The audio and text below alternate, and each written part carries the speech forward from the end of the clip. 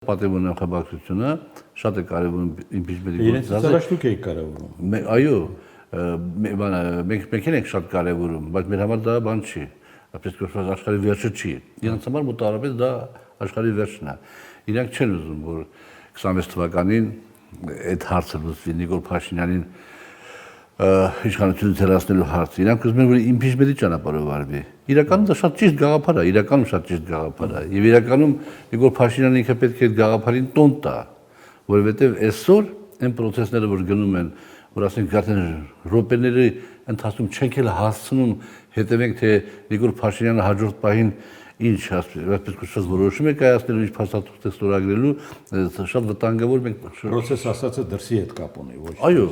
շրջափուլ ենք մտել եւ լավ կլիներ, որ մի հատ time out-ի նման բան լիներ։ Նիկոլ Փաշինյանը իր մի քանի հայտարարություններում ասաց, որ ինքը վստահ է, որ ժողովուրդը բացարձակապես իր կողմն է։ Շատ բարի։ Եթե impeachment լինի եւ ինքը 6 ամսով, մոտավորապես 6 ամսով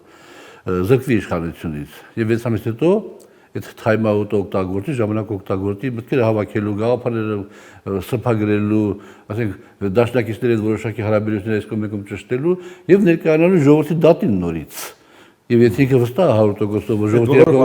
կողմին է, մինչև օրինական ընտրությունները։ Հա, մինչև օրինական ընտրությունները։ Սա շատ կարևոր հանգամանք է։ Ես շատ զարմացած եմ, որ Նիկոլ Փաշինյանը չի օգտագործում այս պարլամենտարիզմի այս գեղեցիկ հնարավորությունը։ Կտա այն, որ ինքը ցայտնոտային իրավիճակում րոպե մեկ որոշումներ չի ընդունի։ Հետո մենք այդ որոշումների ձեռը ընկնենք դրա։ Մենք մտածում ենք Նիկոլ Փաշինյանին տալու չտալու մասին, իսկ ինչ կտա երկրին, պետությանը։ Դե երկրին կտա բանը, կտա ժամանակ, քաղաքական ուժերը կվերադասավորեն իրենց ուժերը, impeachment-ի արդյունքում կստեղծվի հավասարակշռված կառավարություն, որի գործունեության ժամանակ այդ 6 ամիսը, 7 ամիսը որևէ